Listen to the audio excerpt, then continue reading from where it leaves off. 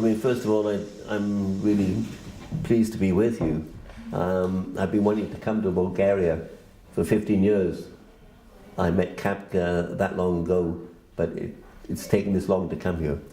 Преди всичко се радвам много, че мога да съм тук и да се запозная с вас.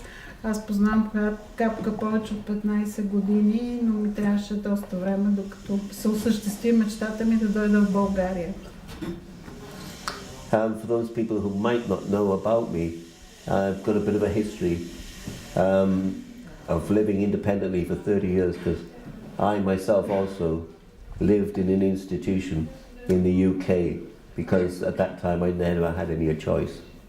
И за тези, които не ме познават, кратка история, че аз от 30 години вода независим живот в Англия, но преди това също не съм имал тази възможност и съм живяла в институция. I've been invited here by the European Commission to speak at a conference tomorrow on deinstitutionalization and the situation in Bulgaria as an expert in independent living and deinstitutionalization. Аз съм поканен за една среща, която ще се проведе утре от Европейската комисия, темата на която е DI, деинституционализацията, тая е сложна дума, на която той като експерт ще говори от името на мрежата, Европейската мрежа за независим живот. Пътя към независимостта минава през осъзнаването, че всичко зависи от теб. The road to independent living became by self-thinking that everything depends on you. Is it like this?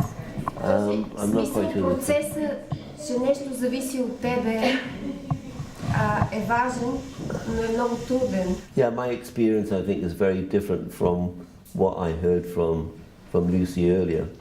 Моят опит в живота наистина е много по-различен от това, което чух от Людмила. Because I think the difference perhaps with me was when I lived in an institution between 1979 and 1984,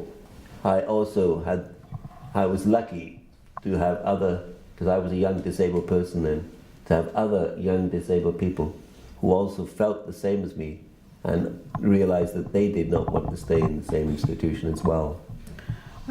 Аз бях по-щастлив, защото в институцията, където бях настанен от 79-та до 84-та година, имаше и други млади хора с увреждания, които мислеха по същия начин като мен. And I am determined, and when I realized I didn't want to stay in that home, I knew that at some point I would be able to live independently. But what gave me more strength was the fact that I could share that experience together with other young disabled men and women, and that's what helped us to move forward and to move out.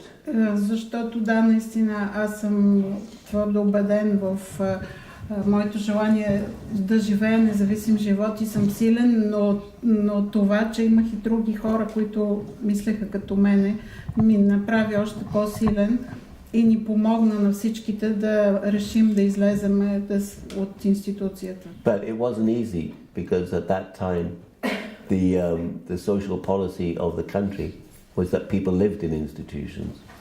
Either that or they lived with their families. And anybody who wanted to live independently in other situations, there was no way that you could do it. No support from the community or anything. От това време в Великобритания също социалната политика не беше толкова добра към да помага на хора, които искат да живеят независим живот. И също, независимо от това дали си в институция или в семейство, беше много трудно, ако искаш да излезеш и да живееш сам самостоятелен независим живот. We challenged our local authorities that were paying for us to live in this institution, to provide us with the money, or some of that money, not as much as they were paying the institution. And we said, if you gave us some of this money, we could manage to live our own lives independently in the community with our own personal assistance. Но ние се опитахме един вид да се пазариме с общината в града, в която са живеели, да им отпуснат средства, с които те могат да живеят, да им помогнат със средства, за да могат те да си намерят жилище и въобще парични средства, с които да могат да излезат извън институцията и да живеят самостоятелно. And then finally we decided we wanted to have a personal assistance law. Well, we called it a direct payments law. Да, разбира се, след като се създал този център, те са се свързали с хора с увреждания от цялата страна, които имат същите разбирания и стремежи и са станали по-силни. И едно от желанията им, идеите, които пред тях е възникнал, това е да се борят за закон за лична помощ, който при тях е закон за директни плащания, така се казва. Until there is that right, it could be taken away. Но въпреки този закон, хората с увреждания още не бяха доволни, защото във всеки един момент можеше някой да отнеме тази възможност да се живее независимо. We became very close to this a few years ago when the government in 2010 decided that they wanted to close the Independent Living Fund. Ние бяхме много близко до една такава тежка ситуация, когато преди няколко години, през 2010-та, консервативното правителство на Великобритания реши да затвори фонда за независим живот, да го закрие. The Independent Living Fund is what provides the majority of disabled people who have high support needs to live in the community. На практика фонда за независим живот е основният ресурс, който помага на хората с тежки увреждания да живеят независим живот в общността. Unfortunately, due to the economic downturn in 2008, after the banking crisis, all governments, as you know, throughout Europe, started going into taking austerity measures, and this is what they saw as one part of the austerity measures. They thought the Independent Living Fund was an easy amount of money to try and decrease. След 2008 година, когато започна икономическата криза и така провала на банките, повечето правителства в Европа пристъпиха към съкращаване на публичните разходи и в Англия беше някакси изведнъж беше решено, че една от мерките, които могат да бъдат предприети за мерките за икономии на публични разходи, е именно закриването на фонда за независим живот. A group of disabled people that were prepared to challenge them and try and fight them to stop that happening. И правителството беше абсолютно наясно, че има една внушителна група от хора с увреждания, които ще реагират моментално по много яростен начин на това решение. And last November, the high law courts in the UK came up with a decision that the government was illegally trying to stop the Independent Living Fund without taking into account the equality and the participation of disabled people in society. And so that was changed.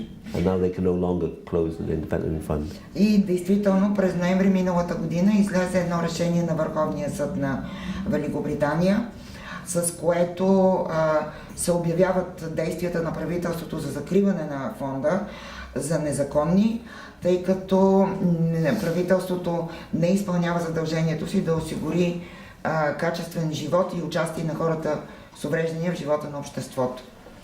So if they do want to try and change it again and close it, they will have to wait till the next election in 2 years' time. So we know we've got until 2017, certainly with independent living. And that's why we need an independent living law to protect it. Така че ако правителството продължава да настоява на закриването на фонда за независим живот, ще трябва да изчака още 2 години, поне до следващите избори. Така че хората с увреждания в Англия поне към момента са гарантирани от гледна точка на ресурсите за независим живот, а пък това ни кара нас като общност да бъдем още по-настоятелни в търсенето на закон за независим живот, за да се, така да се каже, да се бетонира това наше право за бъдеще.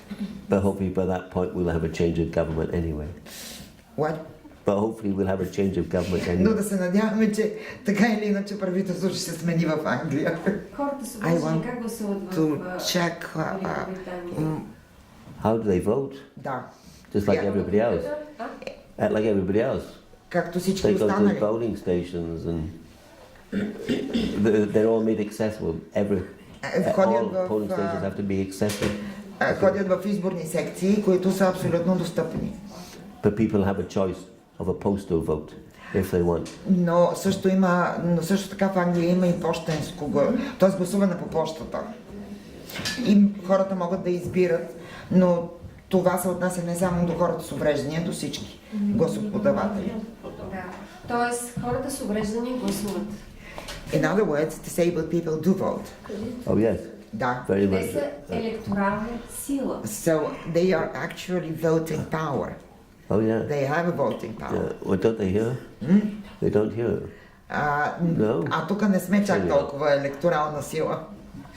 I mean, No. they would be in breach of the UN Convention then, UNCRPD. If I mean, По силата на Конвенцията на ООН за правата на хората с увреждания, ние би трябвало да бъдем електорална сила, защото Конвенцията гарантира, т.е. изисква от държавите да гарантират нормалното упражняване на всички човешки права и от страна на хората с увреждания. Свободата си има цена.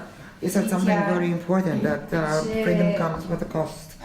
Трябва да носиш тежестта и отговорността да взимаш решения за живота It си. means that you have to be responsible for the decisions that you make for your life.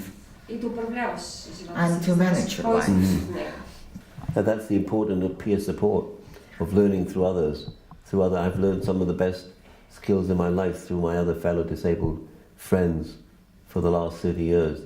And I think, that the whole independent living movement is built on that it's a social network of support. И това, да, точно така и тук идва мястото на така от нас наречената колегиална подкрепа, т.е.